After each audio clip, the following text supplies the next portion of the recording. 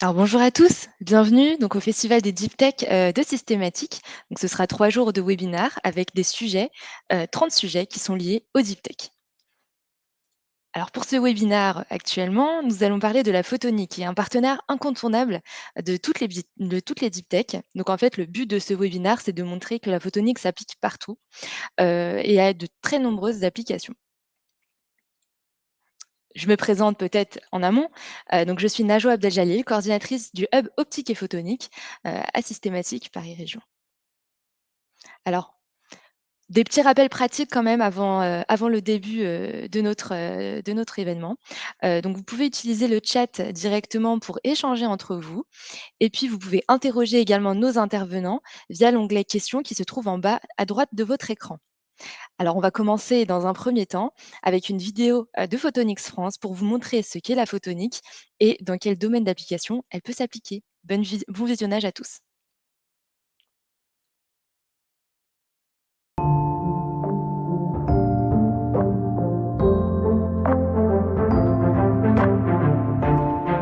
Et si, au fil du temps, le progrès scientifique vous avait permis de voir l'invisible ?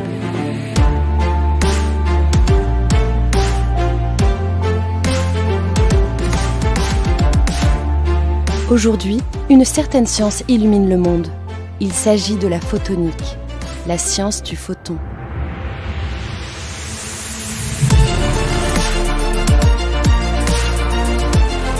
Une technologie alliant rapidité, précision, miniaturisation et efficacité. Le savoir de la lumière désormais maîtrisé. Pour une révolution scientifique, permettant de brillantes innovations dans diverses applications.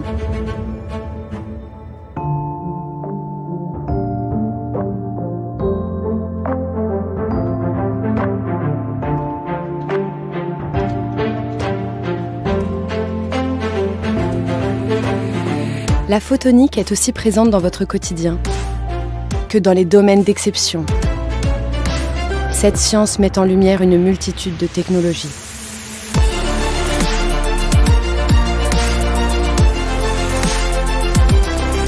Une science au service de nombreux marchés, avec des technologies, des applications, des formations, des emplois. Alors, vous aussi, maîtrisez la lumière. Maîtriser l'avenir.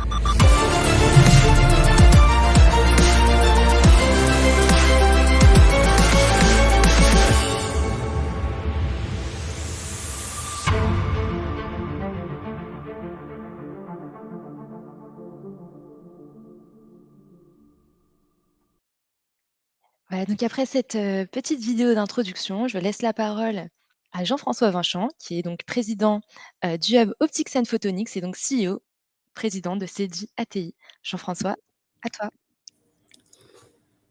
Oui, bien, bonjour à tous, merci Najwa.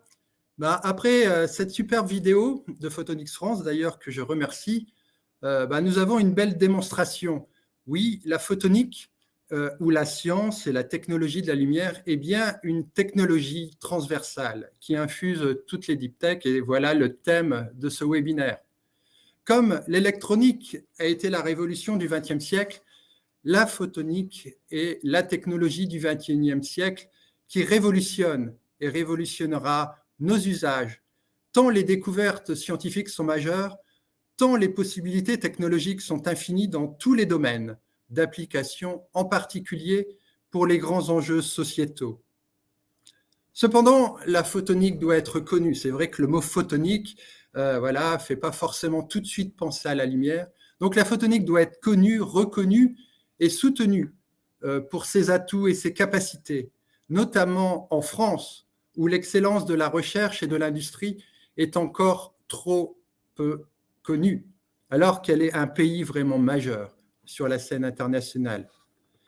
Et au niveau de la France, la région Île-de-France est d'ailleurs l'un des viviers de la photonique française et le plateau de Saclay constitue l'un des berceaux de cette technologie innovante.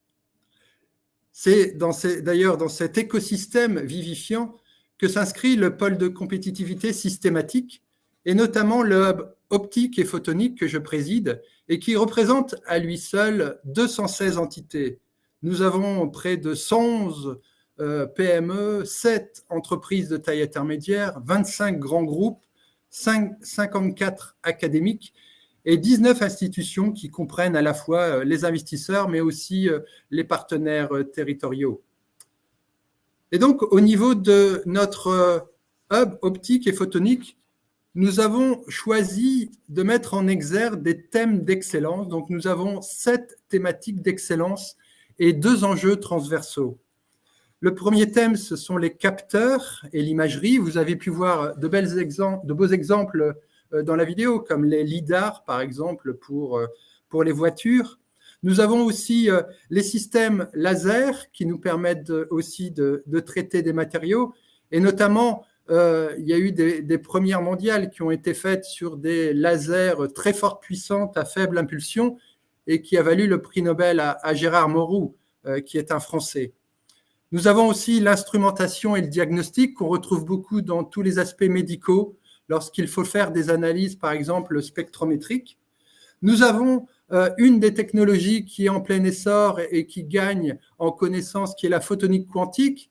Et on salue encore le prix Nobel Alain Aspect de l'Institut IOGS, qui vraiment a démontré que même si 2 particules de lumière s'étaient connues un jour, même si elles se séparaient, elles pouvaient encore gagner en connaissance de l'autre. Nous avons aussi une technologie qui se répand de plus en plus, qui est la communication et les réseaux. C'est vrai que de plus en plus, on va retrouver la fibre optique, par exemple, directement chez les abonnés avec des débits toujours plus importants. Et nous avons une activité aussi qui est importante, qui est le spatial. On a retrouvé ces technologies aussi bien sur le rover qui a été mis sur Mars que pour le lancement de la future Ariane 6, où on va déclencher cette fusée non plus classiquement, mais en utilisant des lasers et donc en utilisant la lumière pour le décollage de tous ces objets. Au niveau des enjeux transversaux, il y en a 2 et qui s'inscrivent vraiment dans ce que la société souhaite porter actuellement. La première, c'est évidemment, le premier enjeu, c'est la sobriété énergétique. Comment la lumière va nous permettre aussi de dépenser moins en énergie, d'être plus sobre d'un point de vue énergétique. Voilà un enjeu important auquel contribue le hub. Et le second enjeu est la souveraineté et l'indépendance française. Non seulement, et on en parle beaucoup en termes de localisation de production, mais aussi pour assurer à la France un niveau d'indépendance et de souveraineté dont elle a vraiment besoin. Aussi, l'ambition du hub optique et photonique au sein du pôle systématique est d'être vraiment un acteur reconnu du secteur pour assurer la promotion de cette filière, fédérer la communauté d'Île-de-France, tout en restant connecté évidemment à la France entière avec les autres pôles de compétitivité ou les instituts de recherche, etc. Nous sommes connectés à l'Europe, que ce soit au travers de Photonics France, qui est un grand rassemblement européen de toutes les activités photoniques, ou avec une association comme EPIC qui diffuse beaucoup la photonique au niveau de l'Europe, et évidemment connecté au monde entier. On voit que cette technologie est vraiment une technologie d'avenir.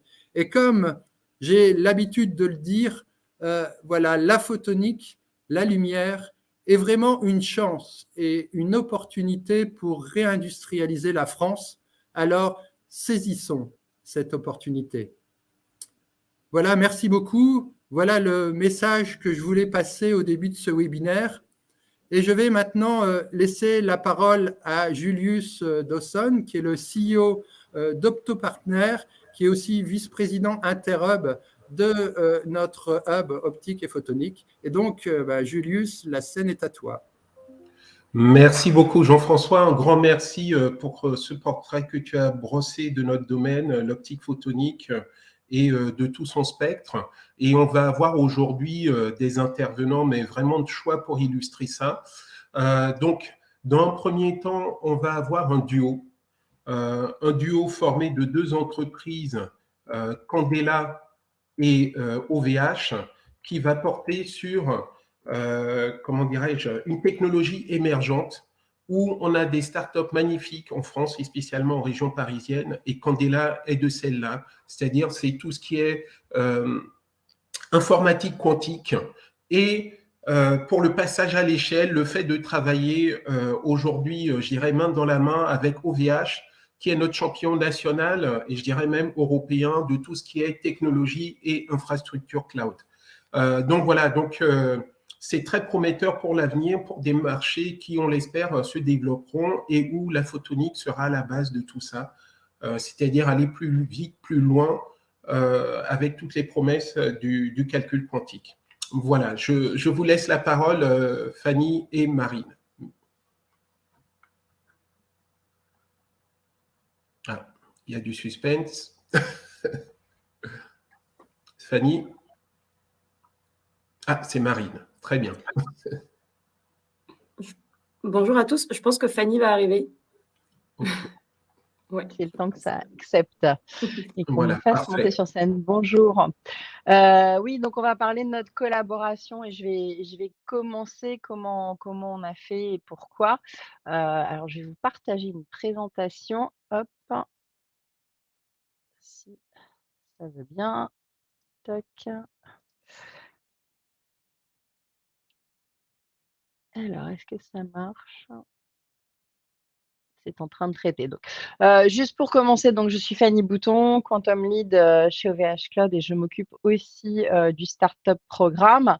OVH Cloud a décidé de se lancer dans le quantique depuis 2021, mais on regardait déjà d'avant et depuis 2021, donc on a lancé un événement qui s'appelle France Quantum. On a adhéré au Lab Quantique parce que notre cofondateur Octave Klaba, pour lui, le XXe siècle était atomique, le XXIe sera quantique. Il avait cette volonté de vouloir fédérer l'écosystème européen. OVH Cloud est leader dans le cloud en Europe. Et le but, c'était d'arriver, on a parlé de souveraineté, de risque régalien sur la photonique, mais c'est dans tout le quantique. Il y avait comment on arrive à monter cet écosystème, puisqu'on a tout ce qu'il faut, on a un terreau très fort.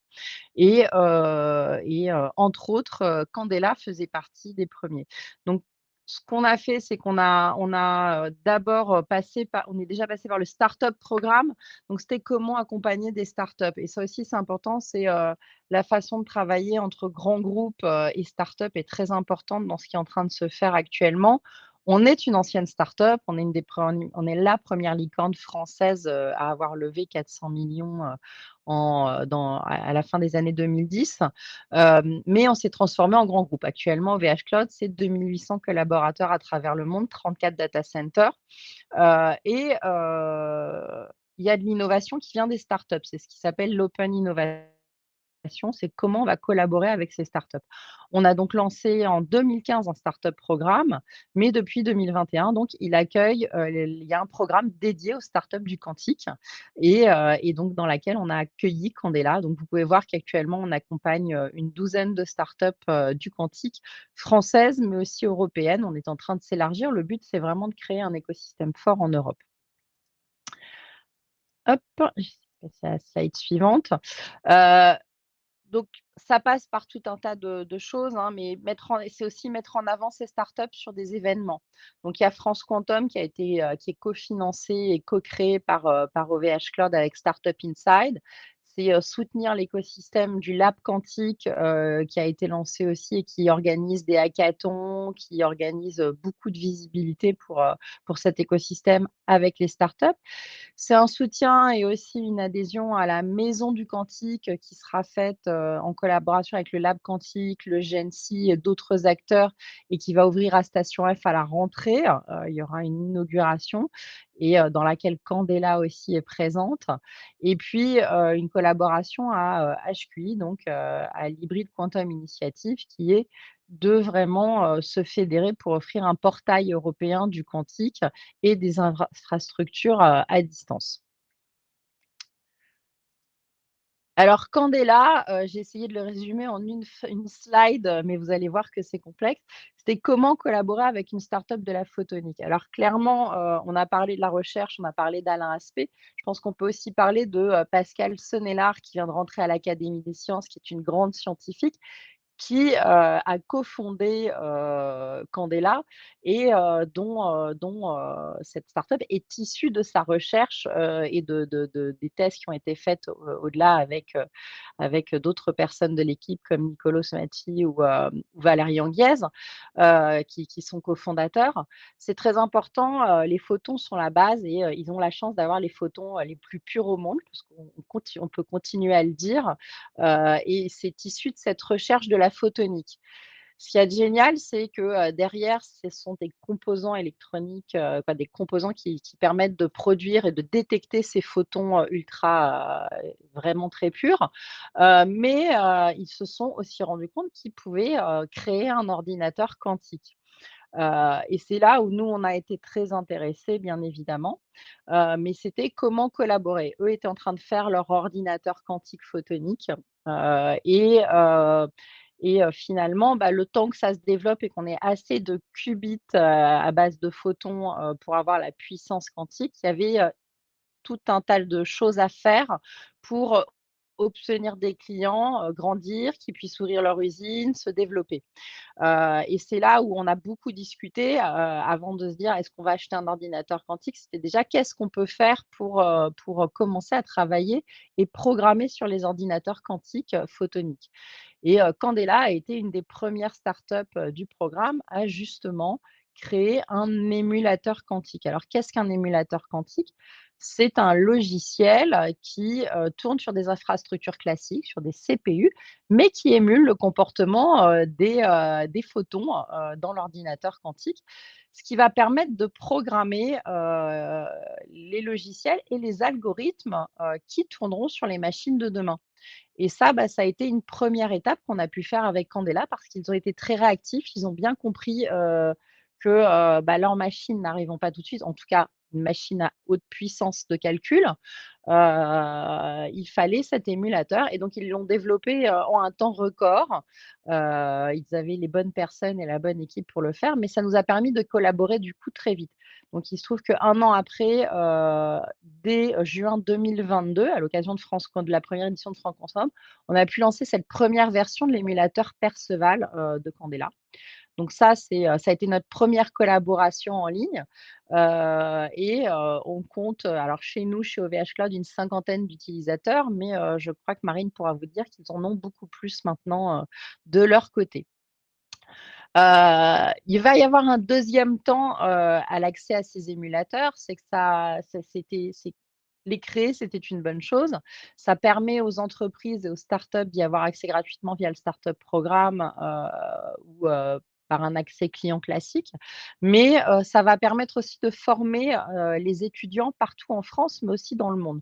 Donc OVH Cloud s'engage avec, Candela à mettre à disposition gratuitement ces émulateurs quantiques, et on est en train de co-créer une formation certifiante, OVH Cloud Candela, pour pouvoir apprendre à développer sur cet émulateur et préparer les algorithmes et logiciels de demain. Donc ça, c'est vraiment une belle collaboration, grand groupe start-up, pour faire évoluer le quantique, photonique. Donc voilà, donc ça, c'était la première chose qu'on a pu faire.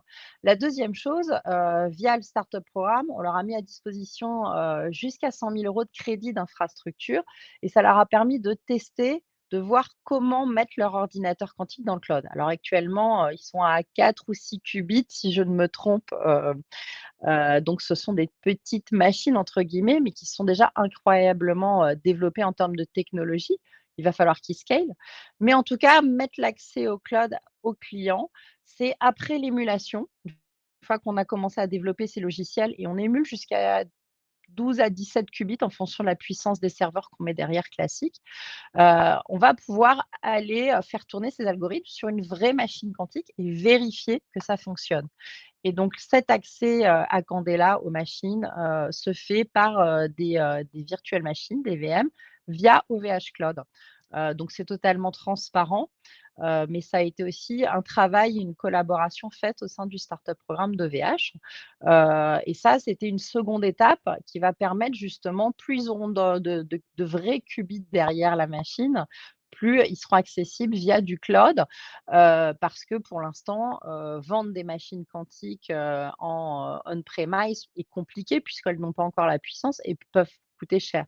Donc les mettre dans le cloud, ça a un double rôle, c'est mutualiser l'accès à ces machines et permettre aux grandes entreprises et aux startups de faire des tests, voire aux étudiants de vérifier que leurs algorithmes fonctionnent. Mais c'est aussi, quelque chose, de green, on veut dire, puisque mutualiser les machines, c'est aussi éviter, d'avoir une multitude de machines, dans plein d'entreprises, alors que, pour l'instant, les mutualiser a un vrai usage, a un vrai rôle aussi, dans la course, à, l'impact, et dans le travail qu'on peut faire. Donc ça, c'était la deuxième chose qu'on a pu faire avec Candela et puis je vais essayer de terminer rapidement pour laisser la parole à Marine parce qu'elle a plein de choses à raconter après sur qu'est-ce qu'ils font. C'est, leur ordinateur quantique et bien évidemment, on attend la puissance de calcul, d'un ordinateur photonique ou d'un autre type d'ordinateur quantique. Mais l'ordinateur de Candela, juste avec 2 qubits, permet, de faire, de la génération de nombres aléatoires quantiques. Cela, donc la QRNG et ça permet avec ces nombres aléatoires de créer, des clés de sécurité. Il se trouve qu'on a décidé d'acheter, un premier ordinateur quantique, le premier qui sortira de l'usine de Candela, à la rentrée prochaine, l'usine qui a été inaugurée, récemment. Heu, Cet ordinateur va être à des fins de R&D, non pas pour nos clients pour l'instant et pas on va pas la mettre dans le cloud.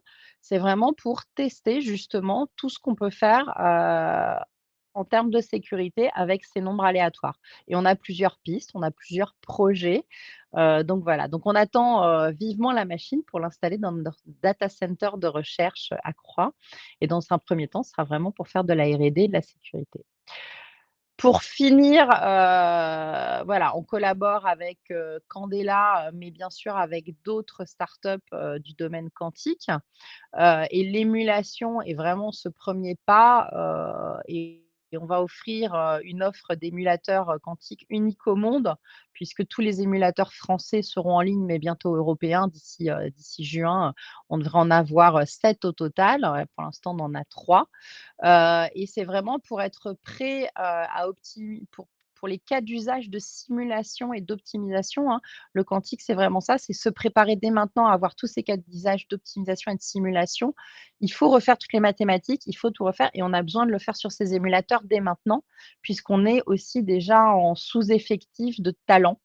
Il va vraiment être important de commencer à recruter des jeunes et à former des équipes pour, apprendre à développer sur ces émulateurs quantiques et celui de Candela, est tout à fait fonctionnel. On peut d'ailleurs voir, sur les courbes de stats que quand on passe de l'émulation, logicielle à, la machine quantique pure et dure, même avec quelques qubits, on garde exactement le même résultat et la qualité de résultat. Et puis, c'est ne pas rater, hein, maintenant le virage quantique. Donc, c'est, alerter l'industrie et les industriels que c'est maintenant qu'ils doivent investir dans le quantique et créer leurs équipes. Ils ont les outils dès maintenant, sans avoir la puissance, mais en tout cas, quand la puissance sera là, les algorithmes pourront être prêts s'ils prennent le virage à temps. Donc voilà, donc c'est notre rôle, avec OVH Cloud, c'est d'aider à prêcher cette bonne parole et créer les clients de demain, bien évidemment. Voilà, Marine, je te laisse la parole. J'espère que c'était clair. Merci beaucoup, Fanny. Et bonjour à tous. Du coup, j'imagine qu'il va y avoir une transition sur les slides. Donc, très rapidement pour me présenter, Marine Chegaspa, donc moi je suis Chief of Staff chez Candela, où je travaille plutôt sur les problématiques liées au développement, à la stratégie de Candela. Je vais donc vous présenter rapidement Candela en quelques mots. Donc, ce qu'on fait, nous, Fanny l'a bien sûr déjà dit, mais on développe des ordinateurs quantiques photoniques, donc à base de lumière, full stack, c'est-à-dire qu'on fait à la fois la partie hardware et la partie software. J'y reviendrai un peu plus tard. Fanny l'a rappelé également, mais donc la société a été créée en 2017 sur la base des travaux de Pascal Sénélard, qui donc a mené des travaux de recherche de plusieurs années, et notamment avec Valérie Angiez et Nicolo Somaschi, qui sont les cofondateurs de la société. Et au début, ce qu'a commercialisé Candela, ce sont les sources de photons uniques, qui est vraiment le cœur de notre technologie et ce qui permet aujourd'hui de faire des ordinateurs quantiques. Et donc, actuellement, Candela, c'est plus de 80 personnes. D'ailleurs, je crois qu'on est quasiment 90 aujourd'hui, dont plus de 50 docteurs et ingénieurs qui sont spécialisés en semi-conducteurs, en technologie optique, en algorithmes, en sciences de l'information. Donc voilà, c'est forcément nécessaire de rassembler tous ces talents pour réussir à vraiment développer des ordinateurs quantiques. Aujourd'hui, notre siège social est basé à Massy. On est resté évidemment très proche du plateau de Saclay.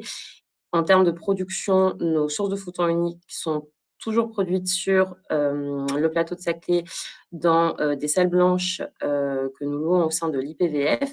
Et pour la partie assemblage des ordinateurs quantiques en tant que tel, celle-ci est donc réalisée dans notre nouvelle usine à Massy qu'on a inaugurée le 20 juin dernier.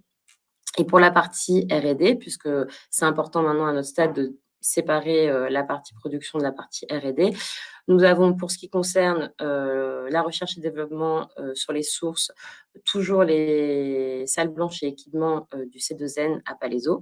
Et pour la partie R&D sur le calcul quantique en tant que tel, donc celle-ci est effectuée dans nos autres locaux de Massy. Alors, pour rentrer un peu plus dans le détail de la technologie, on travaille donc, ce qu'on fait, c'est du calcul quantique avec de la lumière. Donc, le photon unique, c'est vraiment l'unité quantique fondamentale, ou ce qu'on appelle le quantum de lumière. Et c'est très important puisque c'est donc la dualité de cette particule qui est à la fois une onde et une particule qui permet que l'information soit localisée à plusieurs endroits en même temps. Et donc, c'est en partie cette propriété quantique qui permet donc d'avoir des capacités de calcul bien particulières. Et au cœur de la technologie, comme je l'ai dit, donc, se trouvent les sources de photons uniques. Vous pouvez voir la photo sur la droite du slide. Pour résumer, c'est en fait un atome artificiel qui va venir être excité par un laser, et à chaque excitation, un photon unique, donc d'une très grande pureté et brillance, va être émis, et c'est ce qui va permettre d'avoir au bout du compte un calcul quantique. Donc, je pense qu'avec un schéma, ce sera sûrement un peu plus clair.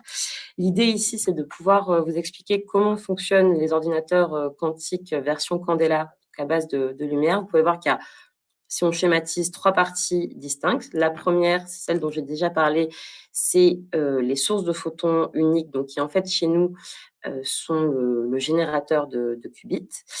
Donc en fait, les qubits sont émis grâce à ces sources de photons. Et là, il faut s'imaginer, c'est un état quantique en fait qui est envoyé. Donc on envoie un vecteur quantique sur un circuit programmable. Donc ce serait comme un circuit électronique classique, sauf qu'ici ce sont des circuits photoniques. Donc le vecteur en fait quantique est envoyé sur donc ce circuit qui est une matrice unitaire en fait. Et c'est là-dessus que le calcul donc on a programmé au préalable a lieu. Et à l'issue, on a un nouvel état quantique qui est donc envoyé sur des détecteurs de photons afin de lire le résultat de ce calcul. Vous pouvez voir sur le schéma, et c'est assez important, c'est aussi un des avantages de la photonique lorsqu'on parle de calcul quantique, qu'il y a seulement 2 parties qui ont besoin d'être opérées à basse température. C'est donc la partie générateur de qubits et la partie détection, donc détection des résultats, qui ont besoin d'être donc effectués à 4 Kelvin. Alors ça peut paraître bas, voire très bas, mais il faut savoir que par rapport au zéro absolu qui est nécessaire, enfin, se rapprocher du zéro absolu qui est nécessaire pour d'autres types de technologies, c'est beaucoup plus simple en fait de réfrigérer à 4 Kelvin que proche du zéro absolu. Et donc nous, il nous suffit entre guillemets d'avoir des cryostats qui sont en réalité rackables. C'est pour ça que nos ordinateurs quantiques ont la forme d'une grande armoire, ce qui les rend aussi particulièrement adaptés à tout type d'environnement. Et Ce qui est très intéressant avec la photonique, c'est que donc toute la partie calcul qui est effectuée sur le circuit photonique s'effectue à température ambiante. Et cela parce que les photons sont des particules qui n'ont ni charge ni masse, ce qui est une vraie spécificité du photon et qui les rend donc extrêmement résistants à tout type de perturbations. Et donc, c'est un des gros avantages de la photonique, y compris avec l'aspect modulaire qui donc permet d'envisager une scalabilité beaucoup plus simple puisqu'il nous est en fait nativement plus simple d'augmenter le nombre de qubits photoniques et donc la puissance in fine de l'ordinateur avec cette technologie. Pour expliquer aujourd'hui où on en est exactement, puisque je vous ai dit en début qu'on était à la fois sur la partie hardware et software, je pense que ce schéma représente assez bien donc, ce qui est disponible en termes de hardware. Et Fanny l'a rappelé, c'est à la fois les émulateurs et à la fois donc, les vrais quantum processor unit, donc ordinateurs quantiques. Mais par-dessus tout ça, pour pouvoir s'en servir, c'est nécessaire d'avoir donc une couche de programmation. Chez nous, c'est Perceval, qui est à la fois notre logiciel de programmation et de simulation, qui a été développé donc en interne. À ce niveau-là, le partenariat avec OVH est évidemment très important pour Candela, puisque c'est aussi ce qui permet de justement rassembler cette communauté, de participer à l'évangélisation, de participer à faire comprendre aux différents acteurs que le moment pour entrer dans le quantum, c'est maintenant. Et au-dessus de tout ça, ce qu'on a préparé également chez Candela, c'est en fait une boîte à outils qui donc va être constituée de plusieurs primitives qui vont permettre en fait, d'adresser différents cas d'usage industriels, justement pour que les utilisateurs finaux puissent avoir donc ces outils pour réellement pouvoir avoir des applications concrètes dans le calcul quantique. Donc aujourd'hui, nous, notre objectif, c'est de donner l'accès au calcul quantique et ça, on le fait à la fois sur le cloud et à la fois en propre. Et je pense qu'il me reste assez peu de temps, donc je voudrais vraiment mettre en avant aussi que OVH Cloud est pionnier et un énorme soutien sur ces deux aspects, puisque à la fois sur la démocratisation de l'accès au calcul quantique via le cloud, Fanny l'a beaucoup rappelé, ils ont été très présents et continuent à l'être pour Candela, mais aussi pour l'ensemble de la communauté. Et aussi, je voudrais quand même mettre en avant le fait qu'ils ont été les premiers à passer une commande d'ordinateur quantique en propre, ce qui est aussi fondamental pour participer à cette démocratisation du calcul quantique et à cette évangélisation. Donc aujourd'hui, nous, on a 3 ordinateurs quantiques qui sont disponibles sur le cloud, un à 2 qubits, l'autre à 6 qubits et l'autre à 3 qubits. Et on aura dans les prochains mois d'autres ordinateurs quantiques qui seront mis à disposition. Et bien sûr, le premier ordinateur quantique qui sortira de notre usine sera celui qui sera livré à OVH cet automne. Enfin, et pour conclure, nous, le message qu'on vraiment s'obstine à faire passer, et c'est pour ça que c'est très important d'avoir le soutien d'OVH Cloud dans cette communauté, c'est que le moment pour les industriels de se mettre au calcul quantique, c'est aujourd'hui. Demain, ce sera trop tard, et c'est pas du tout alarmiste de dire ça, mais c'est en fait, il faut bien comprendre que nous, chez Candela, on est à 6 qubits aujourd'hui. D'ici fin 2024, début 2025, on aura un nombre de qubits photons qui permet d'avoir des avantages par rapport aux supercalculateurs classiques sur des cas d'usage bien concrets. Si les industriels ne commencent pas à s'y mettre dès aujourd'hui et attendent que la capacité de calcul nécessaire soit disponible, il sera entre guillemets trop tard pour bénéficier réellement des avantages du calcul quantique, parce qu'en attendant, d'autres industriels l'auront fait avant eux, et la courbe d'apprentissage est assez importante avec le calcul quantique, donc c'est très important de commencer à co-développer maintenant et à identifier dès aujourd'hui les cas d'usage pour pouvoir commencer à travailler sur les algorithmes, les tester sur nos ordinateurs quantiques, pour pouvoir réellement en tirer des bénéfices dès lors que la capacité de calcul sera suffisante. Merci beaucoup, Merci. Marine. C'était d'excellentes présentations. Malheureusement, là, je pense qu'on n'aura pas le temps pour les questions-réponses. Si vous avez des questions-réponses, vous pouvez les garder pour la fin. OK. Et on va pouvoir enchaîner avec Denis Catlan de Oriba. Alors là, c'est vraiment aussi un sujet d'actualité parce que la photonique se retrouve au cœur d'un problème sociétal, mais grâce à Denis et à ses amis d'Oriba, on a une forme de solution. Peut-être même la solution pour détecter tout ce qui est micro-pollution plastique et en permettre le traitement. Donc, c'est vraiment un sujet d'actualité et c'est un problème pour aujourd'hui et pour demain. Denis, je te laisse la parole. Bonjour à tous. Donc, je suis Denis Catlan, donc je suis en charge de la stratégie chez Oriba. Et aujourd'hui, effectivement, je vais vous parler de nos solutions qui servent au contrôle et au l'étude du plastique. Alors, juste un mot rapide sur Oriba. On est une ancienne société française, puisqu'on a quasiment 200 ans. Et notre métier, c'est utiliser la lumière pour analyser la matière via la spectroscopie. Je vous dirai rapidement les fondamentaux de la spectroscopie. Et on applique ces technologies-là pour identifier, étudier les matériaux, aider à la mesure des environnements, à des applications médicales ou même semi-conducteurs. Et nos clients sont des chercheurs universitaires, académiques, mais également des chercheurs industriels. Et on pousse aussi nos solutions jusqu'à des implantations, des intégrations industrielles sur des lignes de production pour faire du contrôle qualité.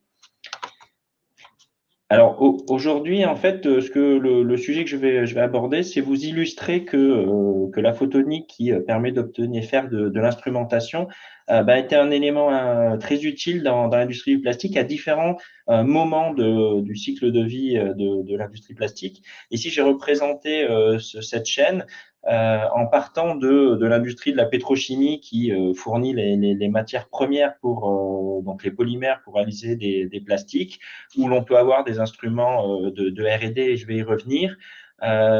Cette matière après est envoyée dans les usines et on fabrique différentes solutions plastiques, des bouteilles, etc.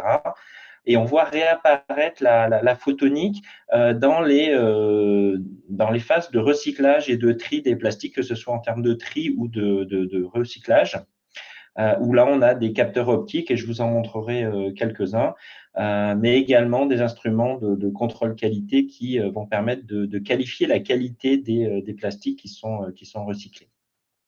Alors ça, c'est sur la partie industrielle, donc pas mal de solutions de la photonique sont utilisées, mais également, on a nos instruments de recherche, également de contrôle qualité, qui sont utilisés pour étudier l'impact des plastiques sur l'environnement et en particulier les microplastiques. Je vais y revenir. Alors, tout d'abord, pour mettre un peu de contexte dans l'usage de la photonique, quels sont les challenges autour des microplastiques et finalement le développement et la fabrication des polymères? Donc, vous savez que les microplastiques on en retrouve un peu partout dans la nature.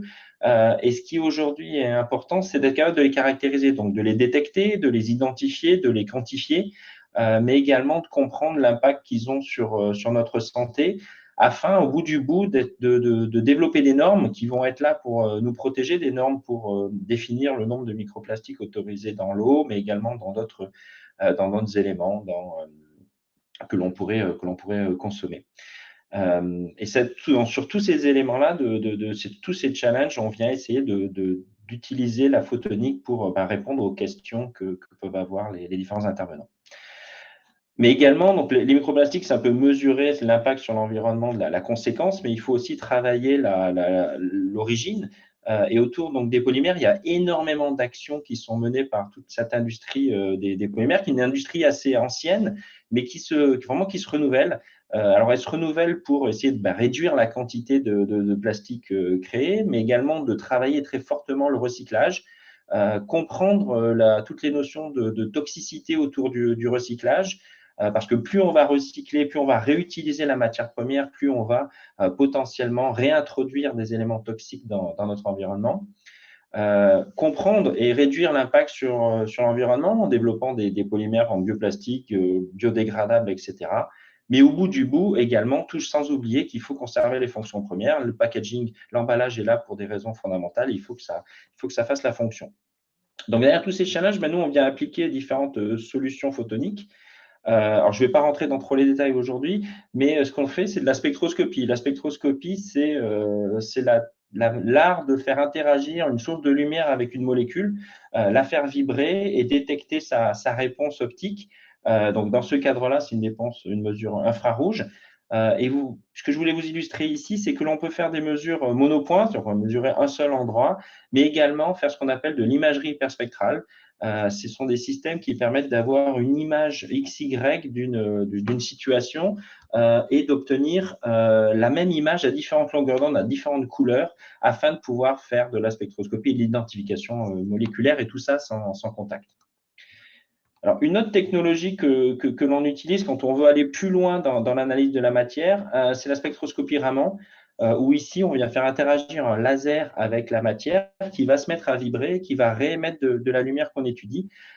Et cette lumière réémise, elle donne beaucoup d'informations, des informations sur la matière, sur sa cristallinité, son stress, sa structure moléculaire, etc. Je ne vais pas vous en donner trop de théorie, mais ça permet au fond du fond de rentrer dans des études plus avancées sur l'analyse de la matière et identifier plus facilement des plastiques complexes ou également sans contact.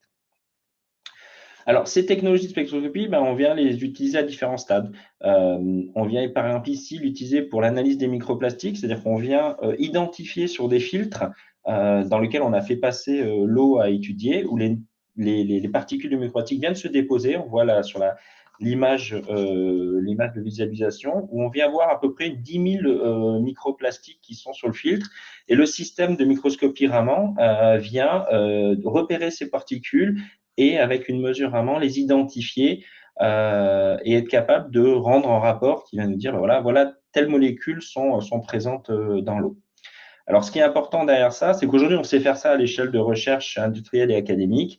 Demain, il faudra, pour répondre aux normes, automatiser tous ces systèmes-là, les rendre ultra rapides pour pouvoir déployer dans l'industrie à différents points de clés la détection des microplastiques. Alors, je vous disais que détecter les microplastiques, c'est bien, mais il faut également travailler au niveau des polymères et des plastiques, des emballages pour réduire.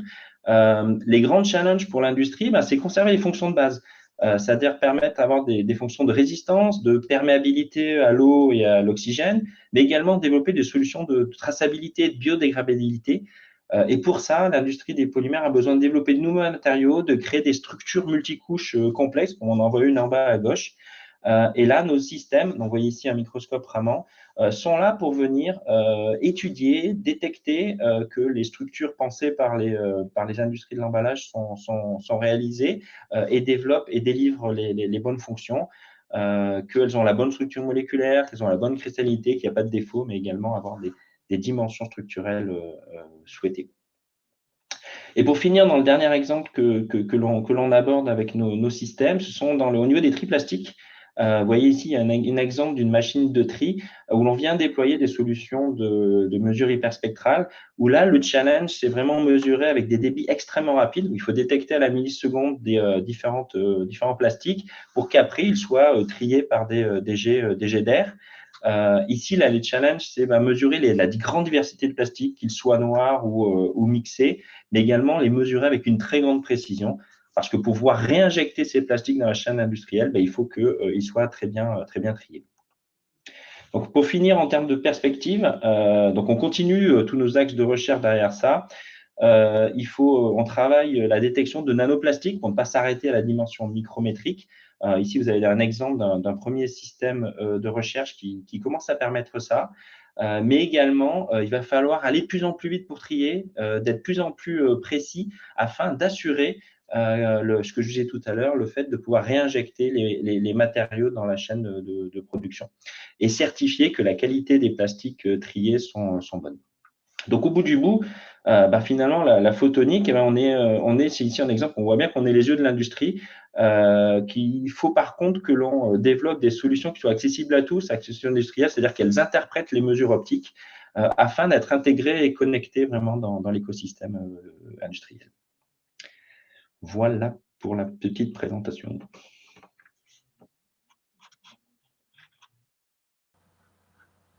Merci.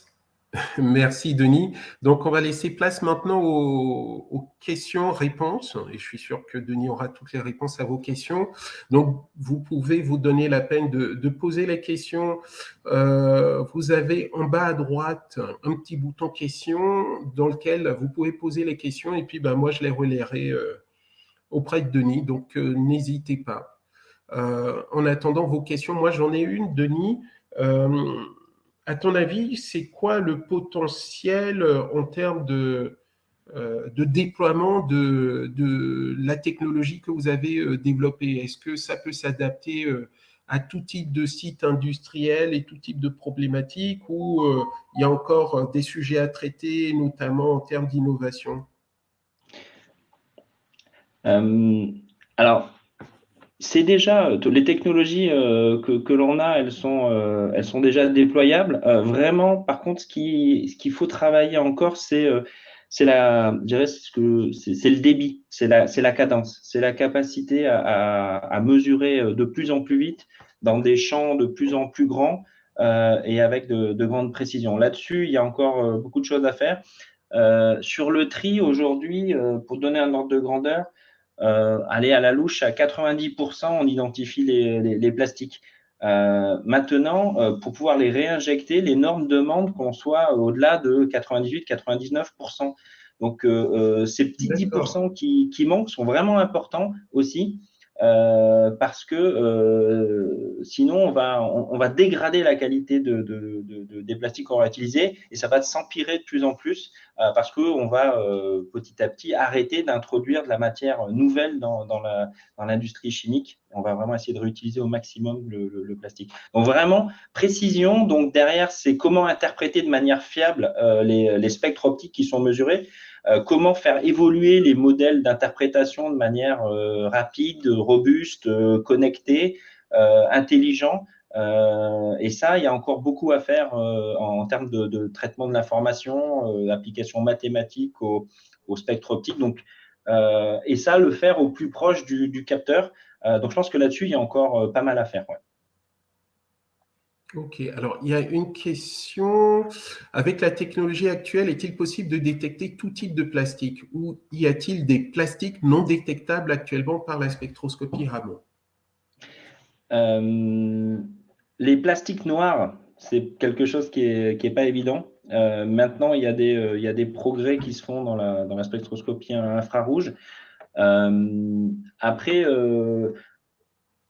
avec le Raman caractérise vraiment facilement tout bien tout le type de plastique. Par contre, c'est une technologie qui est plus lente que la spectroscopie infrarouge. Donc, quand il faut aller très vite, le Raman, il y a encore des choses à faire, mais en phase recherche, on identifie quasiment tout type de plastique et même les mélanges. On est capable d'identifier des mélanges de matières et s'adapter aussi à des plastiques qui peuvent avoir un vieillissement aux UV, à la température, qui modifie la nature de la molécule et on arrive à retrouver nos petits. Donc, c'est assez puissant. Par contre, le débit, là, pour la technologie Raman, est un peu plus lent. D'accord, donc en théorie, tout est possible. Après, c'est une question de assez mise bien. en Si la œuvre. lumière arrive à revenir et qu'on a une interaction moléculaire, là, en général, on identifie assez bien. D'accord, d'où le problème avec les plastiques sombres. Ok, très bien. Est-ce qu'on a d'autres questions? Non, il n'y a pas d'autres questions actuellement pour toi. Je pense que les gens qui n'ont pas pu poser leurs questions, donc on va essayer de faire quelque chose qui combine les deux interventions. Les gens qui n'ont pas pu poser leurs questions pour OVH Cloud, pour OVH Cloud et Candela, peuvent poser leurs questions au sein du chat questions. Hein, donc n'hésitez pas.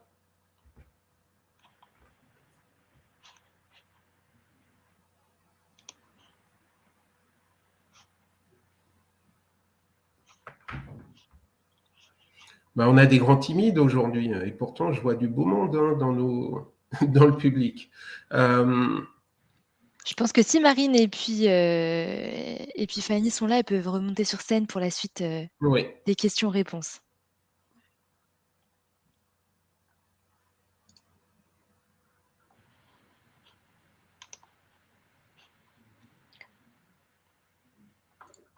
Ah, elles ne sont plus là, peut-être. Ok.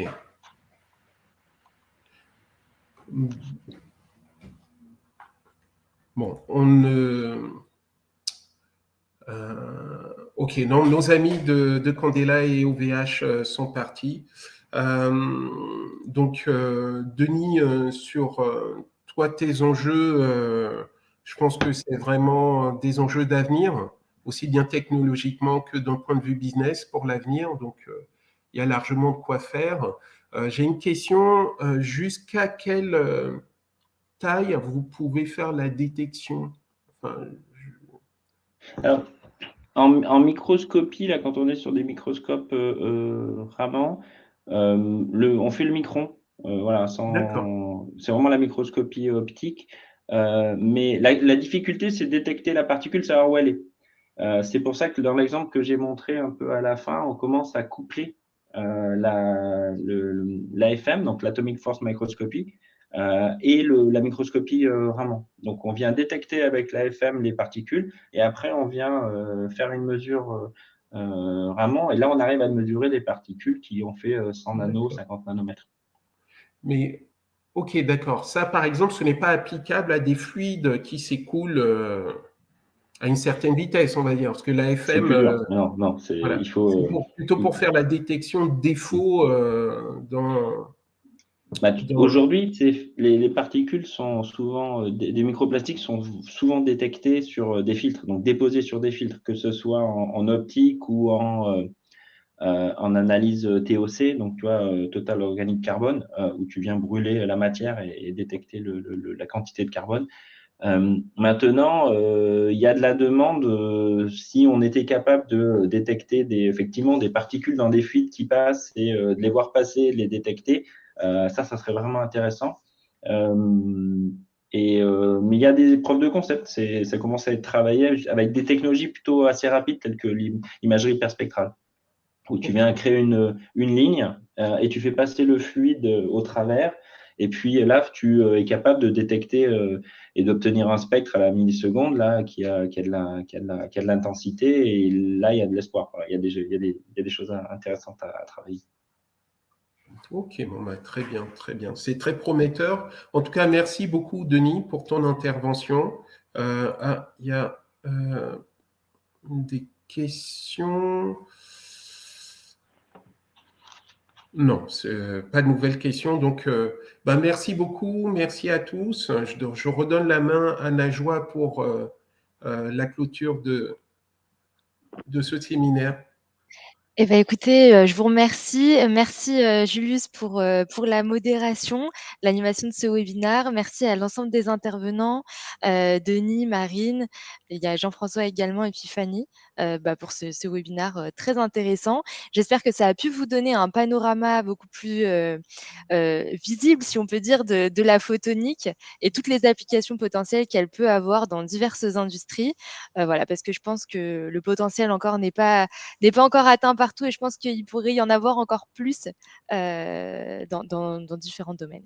Voilà, en tout cas, je vous remercie. Donc, ce webinaire est enregistré. Vous pourrez l'avoir à disposition si vous souhaitez le visionner à nouveau. Et puis, n'hésitez pas, s'il vous reste des questions, vous pouvez nous les transmettre et puis on pourra transmettre aux intervenants par la suite. Voilà. Merci à tous. Et puis, bonne journée à tous. continuation et très bon festival. Voilà. Merci beaucoup, Jean-François. Merci. Au revoir.